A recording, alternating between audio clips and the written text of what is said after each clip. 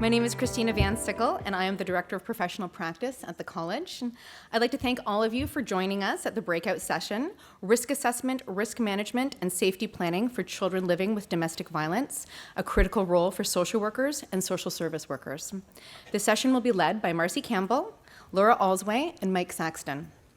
Marcie Campbell conducts research on issues related to women abuse and children exposed to domestic violence, with specific attention to the role of perpetrators and domestic homicide prevention. Marcie was the research assistant for the Ontario Domestic Violence Death Review Committee, DVDRC, until 2013 when she was appointed committee member. She also served as a research consultant to the Evaluation of Defending Childhood Initiative in the U.S. Marcie co-authored with Peter G. Jaffe and David A. Wolfe the book Growing Up with Domestic Violence, dealing with children exposed to domestic violence. Marcie is currently the National Research Coordinator for the Canadian Domestic Homicide Prevention Initiative with Vulnerable Populations. Laura Olszowy is a doctoral student in the School of Applied Psychology at Western University under the supervision of Dr. Peter Jaffe. Her doctoral research focuses on the challenges that child protection workers face in assessing and managing risk and planning for the safety and lives of children and families impacted by domestic violence. Her clinical experiences in the social service and education sectors have illuminated the key role that community collaborations have in providing support by those impacted by domestic violence. Mike Saxton is a PhD student at Western University and a graduate research assistant at the Center for Research and Education on Violence Against Women and Children. Working under the supervision of Dr. Peter Jaffe, his previous research focus has been on domestic violence, or DV, and its impact on the workplace, as well as victims' experiences with the legal response to DV. Currently, his research is focused on understanding the barriers police officers face in assessing and managing risk in high-risk DV cases in Ontario, with a particular interest on police response to DV calls when children are present. Before we begin the presentation, I did want to welcome all of those who are viewing via the live stream. And I would ask that those of us who are in the room who do have questions, if we have time for questions at the end, to please use the microphone so that those who are participating via live stream are able to hear. And so without further ado, I'd like you to join me in welcoming our guests today.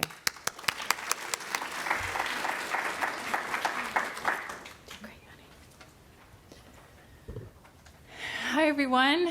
Thank you so much. Christina, thank you so much for that lovely introduction. Most of you won't know this, but Christina and I have been friends for almost 20 years now, I think. We met each other in first year university. We were in the same residence together. And let me tell you guys, she knows how to put the social in social worker. Insert groan now. We really appreciate you guys inviting us to give our presentation today. And we were really excited to see how many people wanted to come and see us talk. I'm sure part of the draw was the co-directors of the initiative we'll be talking about, which is Drs. Myrna Dawson and Peter Jaffe. You can see they're not here with us today to present. Laura, Mike, and I kind of look at them as our academic parents. And today we're let out without a babysitter, so we're really happy about that, except we heard it's live stream now, so they essentially have a baby monitor so they can watch us. So we have to be on our best behavior. Our presentation outline today is I'm going to give you the context around our initiative. It's the Canadian Domestic Homicide Prevention Initiative with Vulnerable Populations.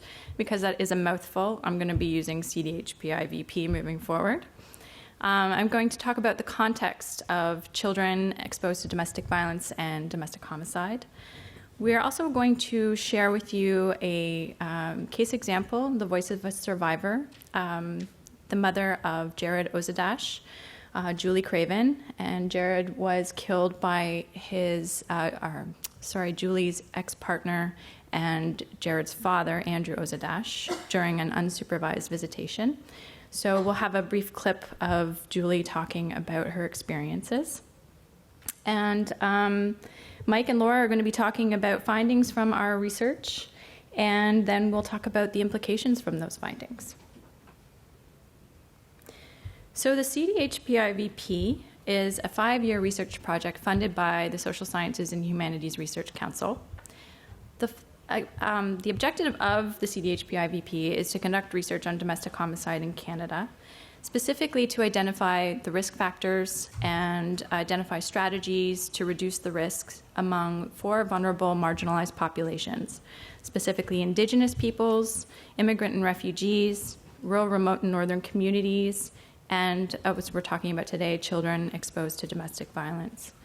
The goal of the CDHP-IVP is to improve access to risk assessment, risk management, and safety planning with these vulnerable groups, and to share this knowledge with the wider community.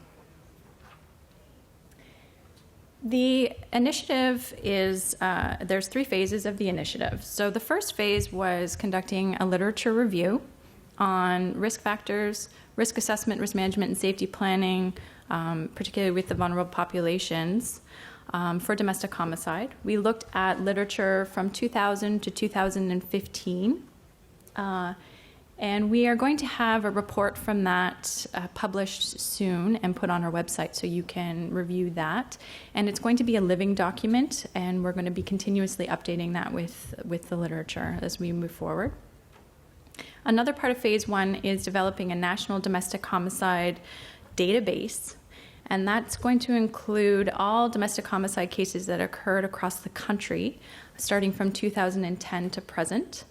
And we're getting data from coroner's files, media reports, and court reports. So that will be a great tool for helping with researchers and learning about domestic homicide prevention.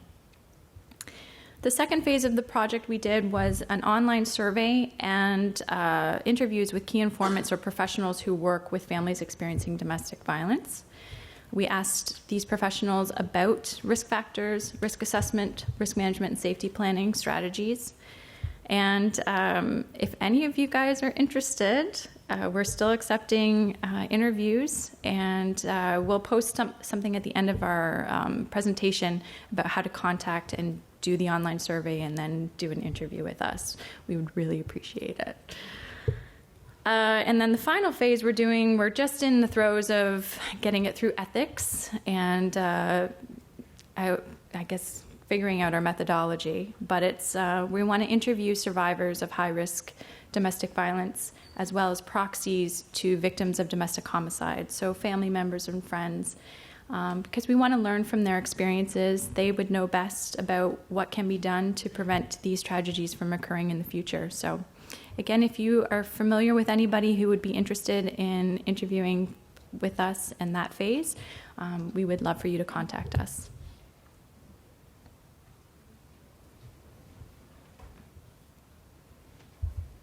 Okay. So this picture is just a reminder that oftentimes when we think about domestic violence or we think about domestic homicide, we think of adult victims. We don't often think about the children and how they can be impacted and how they can be victimized. And this is a picture that shows domestic violence from the perspective of children and how traumatic it can be. So we're getting better at understanding and recognizing the harm to children living with domestic violence. We are definitely understanding that exposure to domestic violence can affect the well-being of children at any age and stage of development. It often co-occurs with other forms of maltreatment. And 1 in 3 substantiated cases occur with children aged 3 or less, so even very young children are impacted. And a lot of times children can become physically involved in an abusive incident and be impacted. They can be killed, they can be traumatized, they can be harmed, or what have you. So in terms of the context of children killed in domestic violence incidents, research has shown that it occurs in three types of situations. The first situation is that a child can be killed indirectly as a result of attempting to protect the abused parent. Children can also be targeted as part of an overall murder-suicide plan, or familicide as it's called in research. And they can also be directly targeted as an act of revenge against a partner who, the abused partner who may decide to leave the relationship, or there's some other perceived betrayal. So research has shown with domestic violence death review committees across the world, reports have shown that 10 to 20% of domestic homicide victims are children. But children can also be victimized with domestic homicide in other ways. They can experience or witness the trauma or the tragedy and experience trauma afterwards. They can lose one or both parents and be caught in custody disputes between paternal and maternal family systems. And there's a lack of counseling for these children after such a tragedy. So this is data from domestic violence death review committees across Canada. Originally, Ontario had the first one and only one for quite a long time, but however, now there are 5 committees across the country. It's an interesting table because it just shows what I mentioned before, is that children can be victims of domestic homicide and they can witness and experience trauma from that. I won't go into all the details of this, but I highly recommend, if you're interested in reviewing the reports from the domestic violence death review committees from these different provinces. And you can access that on our website, which we will show you at the end of this presentation. But they have recommendations based on cases that they've reviewed, and there can be recommendations based on children or other helping systems or other risk factors, things like that. So now we're going to hear the voice of a survivor, Julie Craven. So Julie Craven's son, Jared, was 8 years old when he was killed by her ex-partner and Jared's father, Andrew Ozadash. Andrew was attempting to harm his current girlfriend and his current girlfriend's daughter when Jared intervened, and he was killed in the process. Andrew's our current partner and her daughter were able to escape and survive. Andrew went over to Julie Craven's house and attempted to kill her, but was killed by police before he could do that. The case was subject to a public inquest, and you can see the recommendations from that inquest. I think you can go to the coroner's, the Office of the Chief Coroner's website, or you can go to our website.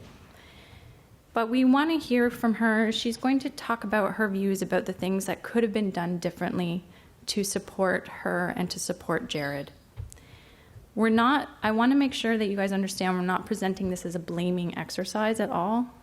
This is an opportunity to learn, and we're not pointing fingers or anything like that. We just, to hear from the experiences directly from a survivor, it's very powerful, and it's definitely a form of knowledge that we should be listening to.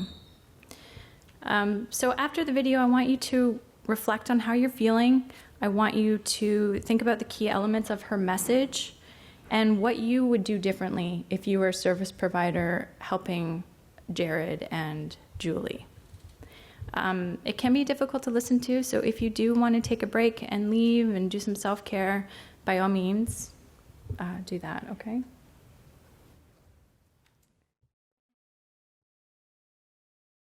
I first met with a CAS worker just a week after the assault in April 2002.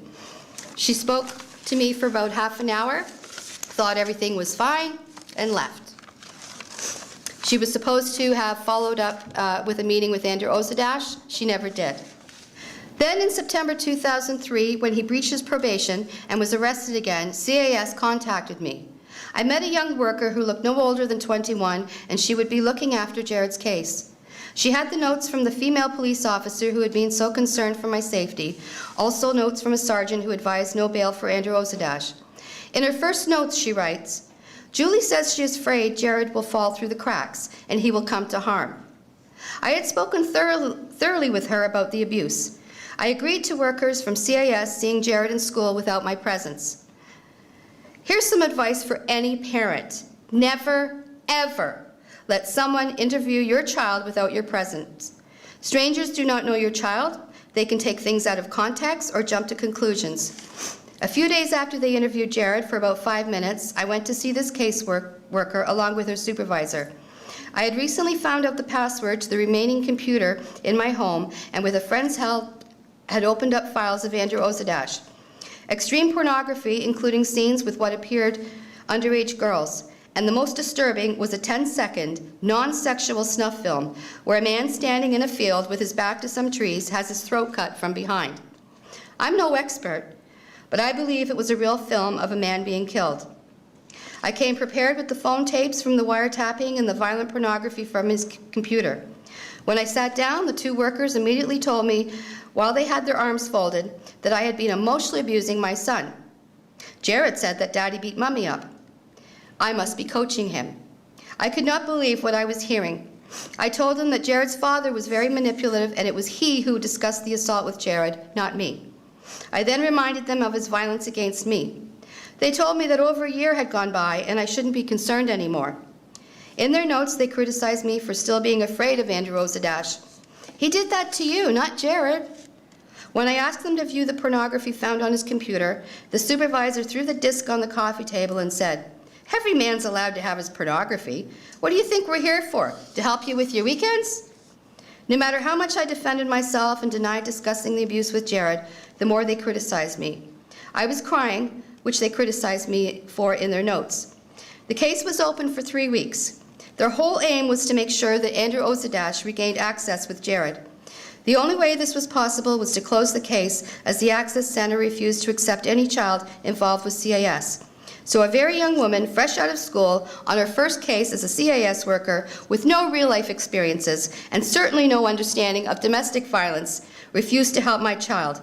The system again failed my son. So now you see Jared's path with services. Many agencies and individuals had a chance to help him, but they all worked in silos. No agency shared information with another. The left hand didn't know what the right hand was doing. After my son's murder, it was found Andrew Olszowy had at least 15 risk factors, not just for reoffending, but for lethality. The only person who knew he was dangerous was his victim, myself. I always knew he would try to kill me again one day. That is why, even though he was in a live-in relationship with someone, I would not date anyone. My instincts told me that I would always be his property and Jared his trophy. This is why I was determined to continue to use the Access Center for exchange, so he would never be able to drop Jared off at my home and work his way into the home.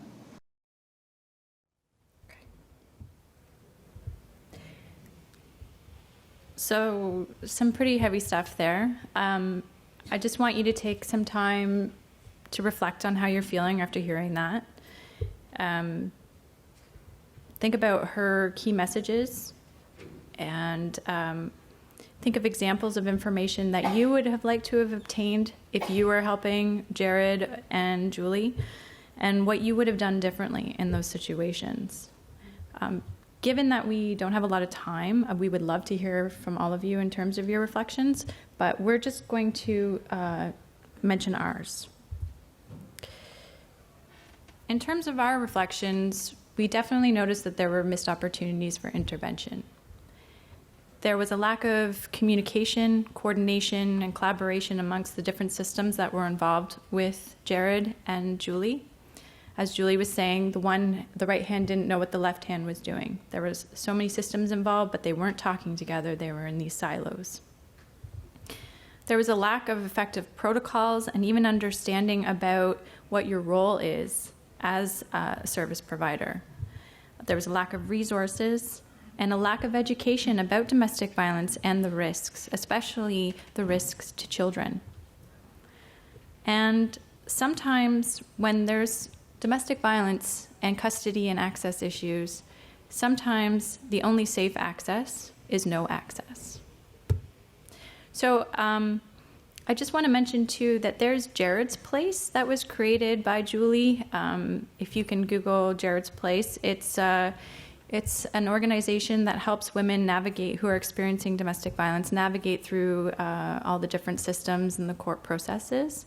So it's a wonderful system and support system that came out of an upsetting tragedy.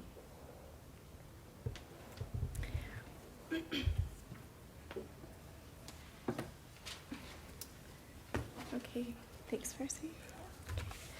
So, as Marcie said, we've gotten better at recognizing the harm to children living with domestic violence.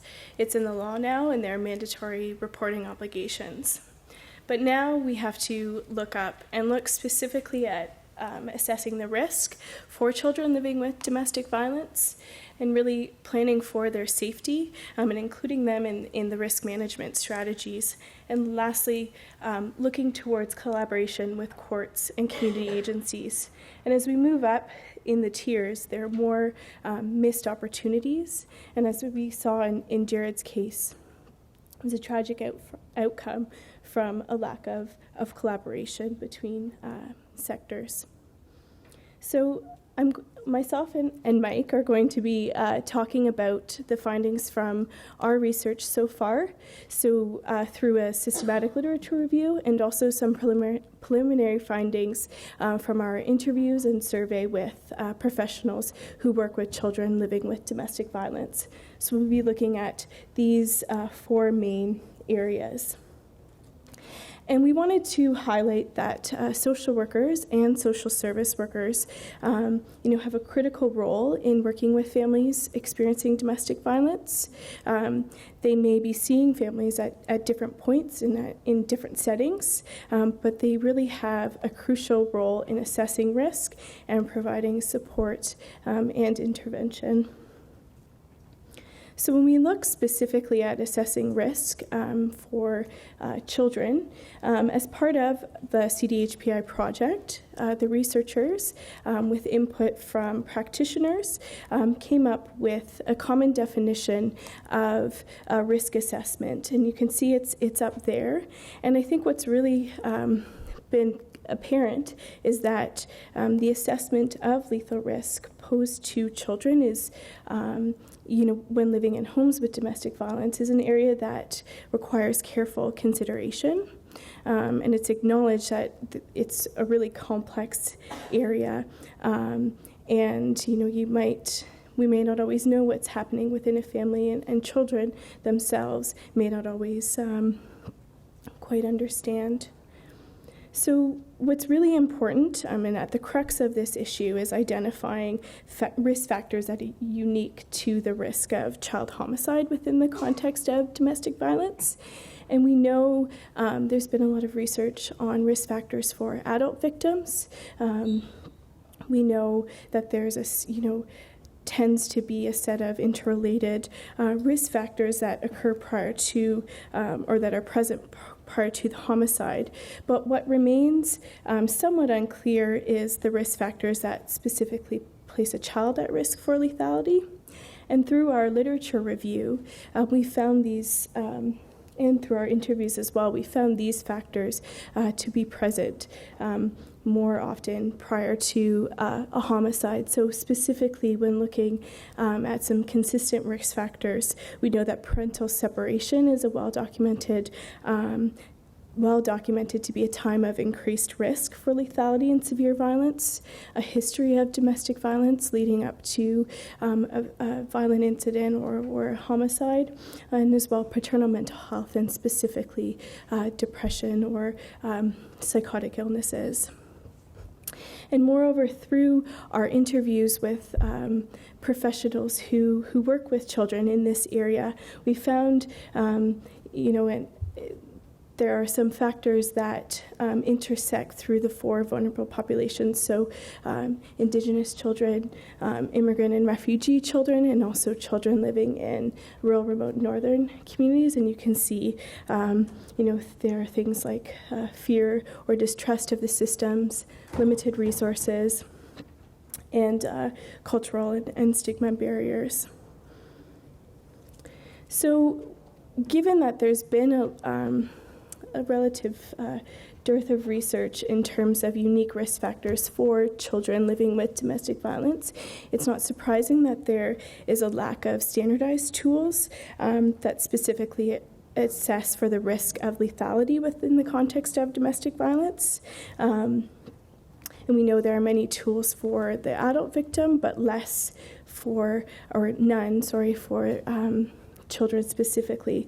But we know what's really acknowledged in the literature is that a risk to the adult victim, to the mother, is a risk to the child. And as well, through our interviews, we found that professionals working with children have reported using these tools that are listed up here, so namely the danger assessment, which is a tool that assesses for the risk of lethality for the adult victim, the ODERA, which is a tool that assesses for the risk of recidivism of severe violence. Child protection tools touch upon child maltreatment, and other tools such as the Family Violence Investigation Report or tools that are internal to the agency. So we know that community professionals play an important role in assessing the risk for children.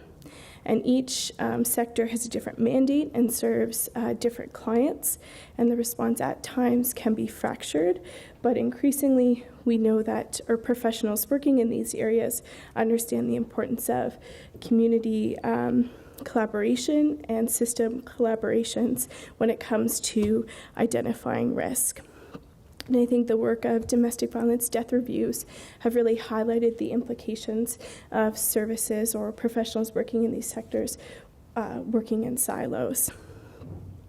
So now specifically looking at the role of child protection services, they're really essential to assessing risk specifically for children, and they have an authority to assess the risk and the safety of children, and the execution of this role varies widely across jurisdictions. And exposure to domestic violence is one of the leading kinds of reports to child protection agencies across Canada. We know there's a high co-occurrence of exposure to domestic violence and child maltreatment. And research specifically with child protection workers has identified, and child protection workers themselves have identified barriers to assessing risk in domestic violence cases. And so there are many obstacles, including their prior case experience, their own history with domestic violence, a lack of evidence, the heavy workloads of workers, differing policies and practices or policies and protocols within agencies. And it's a really complex area. And specifically as well, the risk assessment tools utilized within child protection are not necessarily specific to the risk of lethality for domestic violence. And child protection workers really engage, they might base their assessments and interventions on factors typically used in these standardized risk assessment tools. They do engage in a complex decision-making process regarding the risk to the children and how the violence impacted them, along with the caregiver's willingness to accept responsibility and make changes. So then now looking at the role of courts, so cases of domestic violence can enter in the justice system in Canada through one of three doors, the child protection, the family law, or the criminal court systems. And given the different objectives and legal standards of these three systems, professionals working in these systems may not share information, and there are implications to this lack of information sharing. And as well, within Canada, there's no consistent domestic violence screening in Canadian family law systems, although there is continued research on implementing this. And lastly, the use of risk assessment tools is inconsistent across Canadian jurisdictions. So then moving into healthcare and education, professionals in these settings really play a role in the early detection of domestic violence and the assessment of risk. And screening for DV in healthcare settings has been a widely debated and researched issue, and it's still So universal screening for domestic violence may not be effective in reducing subsequent violence. However, current best practice guidelines in Canada do recommend practitioners to be alert to the specific indicators of DV. And specifically in pediatric settings, it's not routine to screen for domestic violence, but they are, it's certainly an area that is, professionals are uniquely positioned to identify risk for children. And there are some barriers to effectively doing this, including lack of knowledge or training, fear of offending the caregiver, lack of time. So, professionals in this area do recognize the importance of their duty to report. And lastly, professionals in school settings play a role in recognizing and responding to signs of exposure to domestic violence within children. And research with professionals in these settings has shown that even after training, professionals don't always feel fully equipped to respond or to assess risk effectively. And lastly, through our interviews with professionals, and these are some preliminary findings, but these are some barriers that professionals have identified as getting in the way of children disclosing violence. So the violence for the children may be normalized. They may fear, what will happen to the family if they tell someone, such as being taken away. They may not know their rights. They might not trust the service providers, and they might not know where to go for help.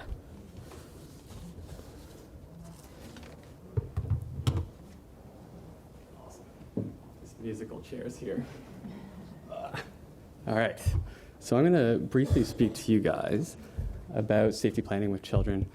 So another definition there, but I think really what's key is the recognition that, safety planning is going above and beyond kind of those generic strategies that we're giving out to all families, right? Like they're really based in principles of autonomy and really taking a real strengths-based approach to really capture the situational and contextual factors that each family comes with and each child comes with. So when we look overall just at safety planning more broadly with victims and children, there's an overall view that, we need to respect adult victims' autonomy, but also keeping children's safety at the forefront of our minds. And that often is a tricky balancing act, I think as most people probably recognize. But key in doing that is really recognizing that, A, that is a balancing act, and B, it might be upon us to really provide a little bit of psychoeducation on why it's important and the impacts of domestic violence on children to help kind of bridge that gap, especially if you're having someone who might be a little more resistant to that plan. It's also really important to recognize that, like Laura said, it's the complexity of risk assessment and safety planning in DV cases is massive, and really risk assessment should guide our safety plans. And on top of that, it really helps to differentiate cases where it's a DV case versus other forms of child maltreatment, and really start to widen our kind of views of what constitutes safety and incorporate some more pragmatic kind of strategies to address some of those behaviors, and that might even be getting into risk management strategies, which we'll talk about. But key is that we're really emphasizing the parental well-being and their capabilities, including the protective strategies that these parents already possess. They already have those natural safety strategies that they're implementing. So we're going to bolster on that, and we're going to build that up, and really, again, take that strengths-based approach and helping families kind of develop those strategies that are important and effective for them. But key to all this, and I know we're going to keep going back to this, is it's really a collaborative process. We're working from a collaborative approach, and we're making collaborative arrangements. That's really the glue that holds all the work that we're doing together. When we look more specifically at safety planning with children, key is that we're really addressing the physical and emotional safety of that child. That's kind of the paramount piece that we're really going to start with. But it's also important to recognize that these safety plans are dynamic. They're not static, so they're ongoing. Part of that reason is because we have to be developmentally appropriate, right? A child at 8 is very different from a child at 9 and 10, and I think people who have children know how quickly that develops. So making sure that we're recognizing that is an ongoing process is paramount to the work that you do in safety planning with children. Part of that is that it has to be individualized. Just like the situational factors with adult victims, we're also making sure that we're making safety plans that meet the needs and are actually appropriate for that child given their situational factors and the context that they come with. And big in that, along those same lines, is allowing that child to guide that process a little bit and really get their voice in the plan. And I think anyone who's worked with children knows that you have to often take multiple methods, right? Really trying to meet children at their level. That might even be being on the floor with coloring books. So I think it's important to recognize again that we're trying to be at their level to make it actually meaningful for them. But perhaps one of the most important things is the consistent messaging that prevention of violence is not the child's responsibility. And that has to be a message throughout any work we do with children, especially when we talk about high-risk DV cases. So safety planning within the context of child custody and access disputes really adds a whole nother layer of complexity. Overall, there's a presumption that children need to have a relationship with both parents, but that really has to be balanced with the safety planning for both the victim and their children, especially when we're talking about cases where there is that high risk of domestic violence. Unfortunately, and as Laura alluded to, that there really is a lack of DV training with custody evaluators, and that is problematic because at times that leads to overlooking that DV or even minimizing the domestic violence that family is experiencing. That said, there's some real promising practices because I think this is an issue that people are starting to hit on and get more aware of. So things like Speaking for Themselves program, which is actually a program in the UK, and it provides therapeutic and legal support for children. It allows them to have a voice in the high conflict custody disputes, and really has been shown to help with their own perception of safety as going through that process. That said, and we're going to hit on this again, that really it's paramount that safety provisions are in place prior to custody and visitation. As we saw with Julie, it becomes a big issue if it isn't there, especially for these cases that are of high risk.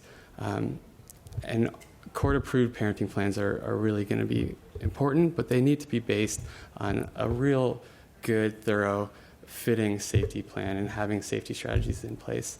And once again, collaboration is key. The more we collaborate, the more meaningful these services are, the more meaningful the safety plans will be.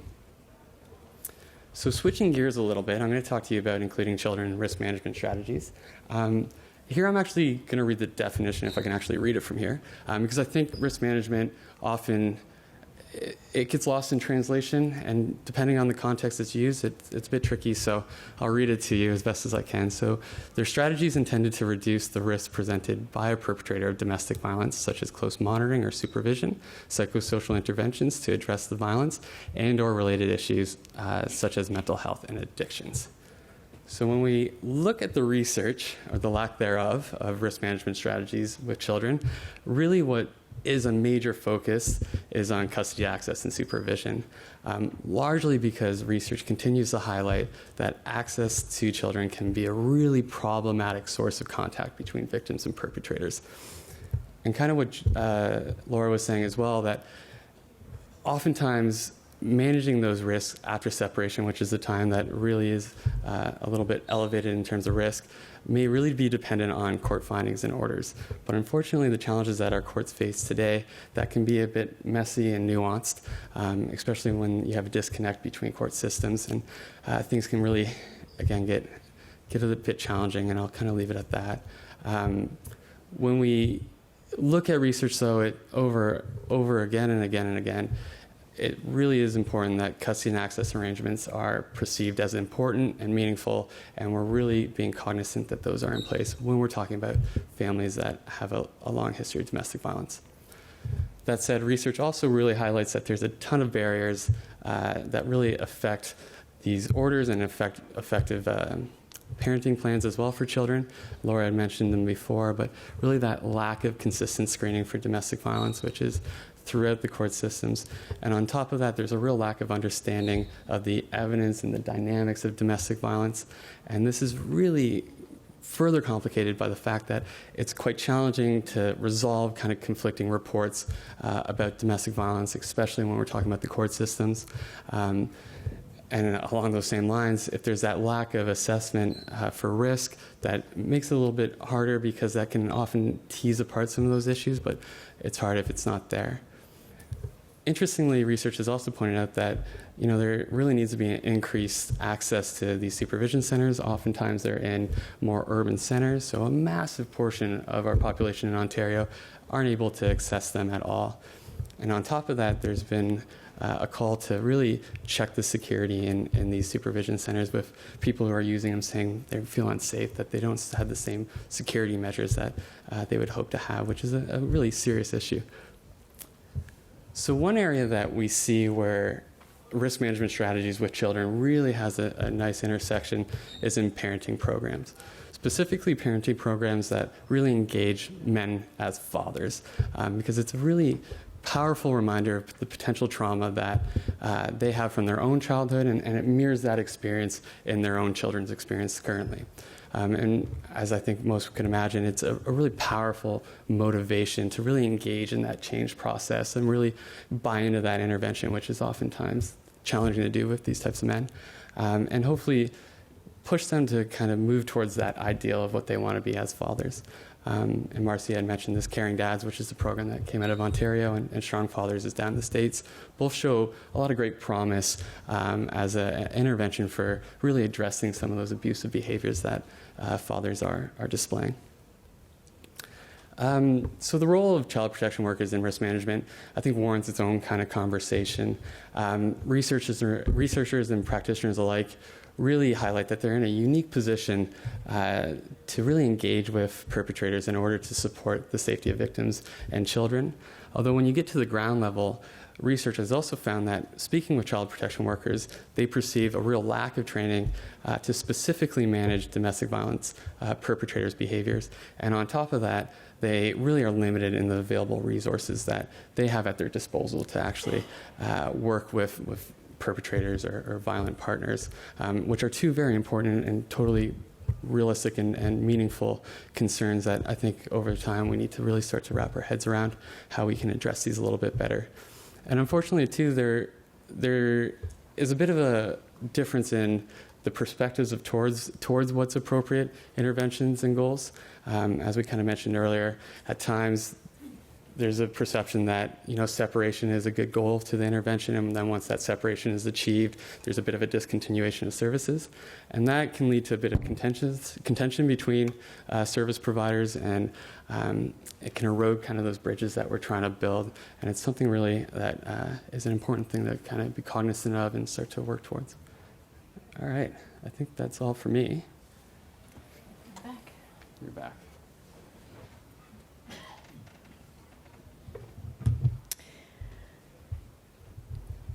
Everyone's still with us? It's a heavy topic, right?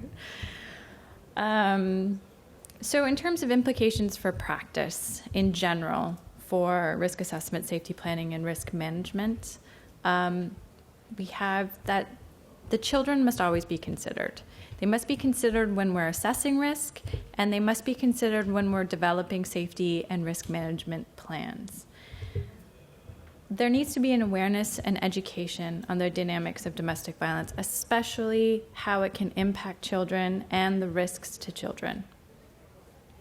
And practice needs to be culturally appropriate and culturally informed.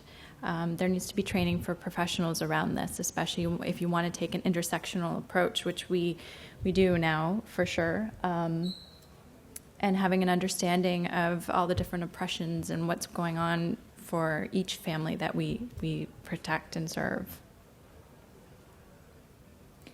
So for risk assessment, as Laura said, when there is a risk to mom identified, there is a risk to children. And that's just how we should view it when we are working with families experiencing domestic violence. If there's a risk, then children should also be considered at risk. Again, case coordination, sharing information. It's so important. As Julie was saying, again, the right hand didn't know what the left hand was doing. There wasn't any talk about the risk that was going on and what could be done to provide a circle of support for Julie and Jared. So that's really important. Also, developing a tool or using an already standardized tool that's commonly used. Risk assessment tools provide a common language. So it's helpful for all different systems to be using similar tools, and that way they can understand when a family is at risk because of an assessment tool has said this family is at risk because of A, B, and C, then there's an understanding across other systems, and that sharing of communication can happen. And the tools need to address the intersectionality again and the culture of the family. In safety planning implications, so leaving the relationship may not always be an effective safety plan, because although it appears that the violence might stop because the couple's no longer together, this is actually an increased risk for the adult victim, and therefore also an increased risk for the children, especially when there's custody and access issues. And victim autonomy and child safety may be competing priorities, which Mike addressed. We want to have a strength-based approach. Thank you. I know all of you love strength-based. It's a popular word in our work, but so we want the adult victim to be able to develop her own safety plan, but we have to make sure that the child's safety is a priority. And sometimes we have to intervene and make different plans that mom might not agree with, but after having conversations with her and talking about the impact of domestic violence, you can work through that together. And in terms of risk management, Mike said parenting programs are important in conjunction with other programs that are aimed at preventing post-separation violence, promoting accountability and change, and also education on domestic violence and the impact on children. And there needs to be ongoing evaluation of these programs. And as we mentioned, no access or supervised access might be appropriate. And there needs to be continued training and supervision for those who work with perpetrators of domestic violence in order to feel that they can appropriately engage. So we're really going to hammer this home. There needs to be collaboration and communication across all different systems when working with families experiencing domestic violence. So some examples of encouraging programs that we received from the interviews with key stakeholders was the Caring Dads group, which Mike mentioned. That was developed here in Ontario, and it's a group intervention that works with fathers to change patterns of abuse, increase awareness of, and the application of child-centered fathering. So if you're not familiar with it, I really recommend going to their website. It's a great program. Here to Help, which is the Child Development Institute Toronto, that's a group intervention for mothers and children who have experienced domestic violence. It gives them an opportunity to talk about the violence and process their emotions together. The Nurturing Parenting Program from PHAC is a family-centered, trauma-informed initiative about building nurturing parenting skills as an alternative to abusive and neglecting parenting. And the Children in Between, a co-parenting program for high conflict solutions, that's actually in the US through the Center for Divorce Education. I'm not completely familiar with it, but looking online, it seems like an interesting initiative. So I recommend taking a look at that as well. So on all of your chairs, there was our Children and Domestic Homicide brief. Please take that home. I saw some people furiously writing notes on their briefs. I think our slides are offered to you, so you can download those. You can also go to our website at www.cdhpi and access this brief, and we have other briefs as well on domestic violence death review committees, risk assessment, risk management, and safety planning, as well as immigrant and refugee families who are experiencing and domestic homicide.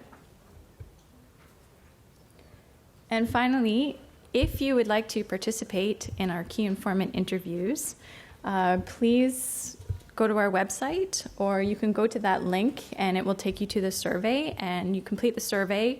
It's very short and brief, and then it asks if you would like to do an interview, and you just provide your contact information. Or you can use, Mike, what's that called again? QR code? I was born in 1979, just so everyone knows. And again, also, if you know of any survivors of high-risk domestic violence or proxies, so family members or friends of victims of domestic homicide that would be interested in speaking to us, please contact us. We would really appreciate that for our next phase of our research. So I don't think we have a lot of time for questions. About 5 minutes. Okay, we do have 5 minutes. We thought we wouldn't have any time for questions, but yeah, we do have. About 5 minutes. If anyone has a question, if they could make their way to the microphone. Yes, with the live streaming, it's important to use the microphone, right? Yeah.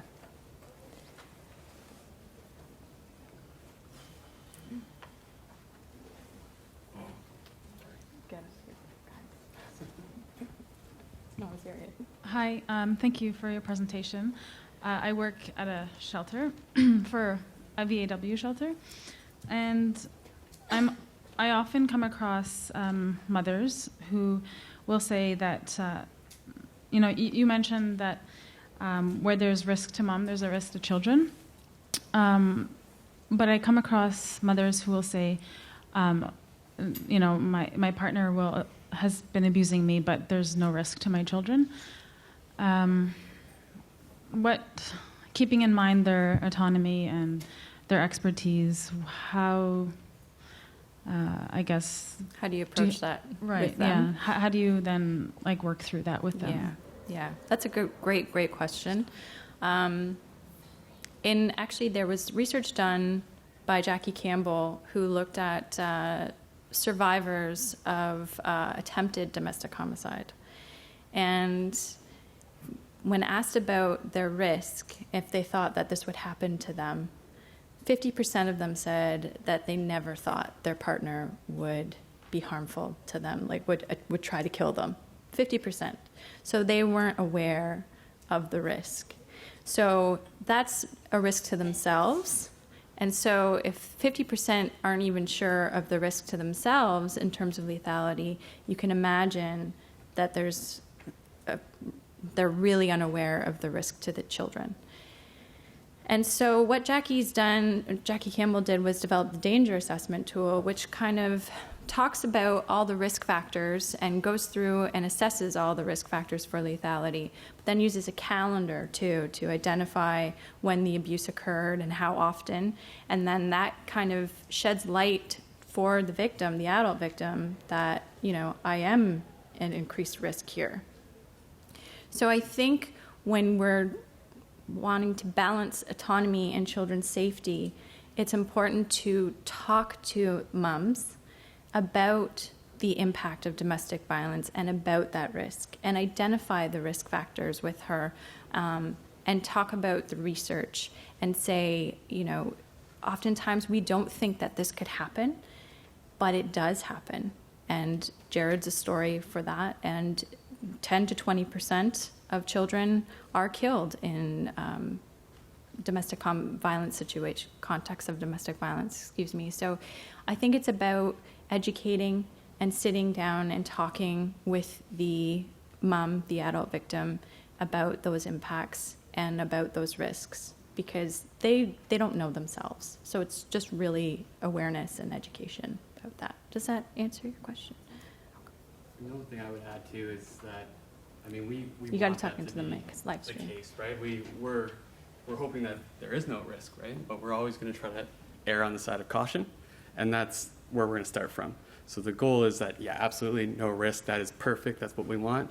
But as long as we're asking the right questions and we're balancing it, and we have that rapport and that relationship where we're trying to tease apart it through kind of what we know and the evidence, and that's why the structured risk assessments are really powerful in that way. But we're going to err on the side of caution just in case every time, and then go from there, I think is really important as well. Is that fair? Yeah. Yeah. That's good. That's a great question. I see someone's got their hand up there. You're all the way on the other side, so maybe if you can ask your question, Marcie, maybe if you could repeat it into the Sure, microphone. yeah. Yeah, it's kind of a comment, but I work with children who have come out of domestic abuse. And often I go to court with the moms as they go through the legal perspectives of custody and access. And my head was kind of spinning as you guys were talking because while I do a lot of risk assessments, we get to the legal part of it, and a judge will deem there's no safety risk. Or, well, have you ever called the police? No. Well, there's no evidence, so it's not domestic abuse. And for me, that's when I see a lot of the kids I work with being put in these harmful situations. So as you guys talked about common language and using assessment tools across the spectrum so that they're recognized, I think that's a really important piece as we move forward with the legal system, that they are recognized, and that I hope to see risk assessments in the future for kids that we can say, like, we use these across Canada, they're recognized, they've been highly researched, and really we have that concrete tool that we can move forward with, because as I said, like, as I work with kids, that's where I get really frustrated is the second I walk into that courtroom, because it's like we're doing all this work and this is fabulous, but when we're sending those kids back to those situations and all those risk assessments are being shut down, it's really frustrating. Yeah. So I'm definitely hearing, the importance of risk assessment. It's a struggle just to have a common risk assessment tool when you're working with adult victims. So to apply that with children, it's also very difficult. There's definitely a need for training and education. I know the co-director, Dr. Peter Jaffe, he does a lot of training with judges here in Ontario, in Canada, and also in the United States, because there is that lack of understanding, even just about domestic violence in general, but how it can impact children as well. There is definitely a need for the common risk assessment tools and being able to have that same language, but there is a need of awareness and training on risk and risk management and safety plans strategies. So that's a great comment. Yeah, thank you. Add one positive spin on this too. Yeah. I think we're not to harp on I'm the negative, Mike's the positive. we're moving in the right direction, right? Like Yeah. DV courts are fabulous. They're up and coming. Bill 78 that was just presented. Like there's good things that are happening. So I know sometimes we can get really bogged down on the negative, especially the experiences that we have because we're battered down so many times. But there are changes happening. They're slow, especially when we talk about courts. But there are some hopes, and those are good things. So Yeah. we should be happy about some of those changes. Although it's always slow, it's still moving in the right direction, I think. I think that's a really lovely note to end on then for today. So thank you guys very much. This concludes our breakout session.